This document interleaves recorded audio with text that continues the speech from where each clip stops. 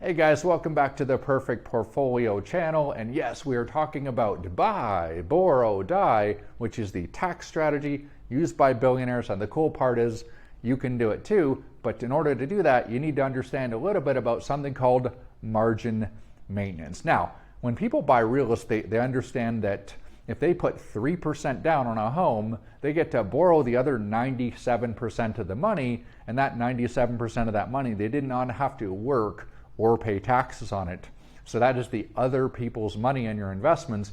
You can actually do the same thing when it comes to investments if you understand what margin maintenance is. Now, we're going to use the example of Tesla, which we've covered on our channel before, which is a synthetic covered call on Tesla, which pays between a 50 to 70% dividend yield. And then, of course, we want to borrow at interest rates of between 7 to 8%. To invest in other areas to build passive income. Remember, borrowing is tax-free, where working is heavily taxed.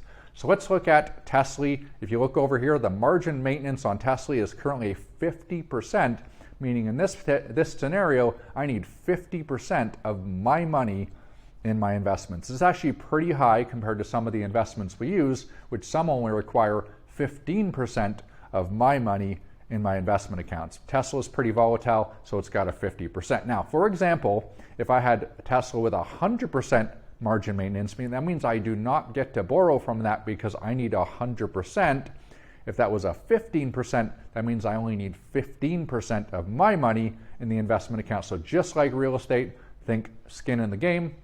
You want to make sure that you understand at your broker what their terms are, regulating their margin, and also every position you buy, you want to make sure your margin maintenance is as low as possible. Between 15 and 50% is pretty typical in most brokerage accounts. So I hope this will help you understand a little bit about how to use other people's money and how to borrow from these investment accounts and pick which investments work best for your buy, borrow, die strategy. So I hope this helps raise your financial IQ, because that is the purpose of this channel. And if you like our content, be sure to smash that subscribe button. Thanks, guys.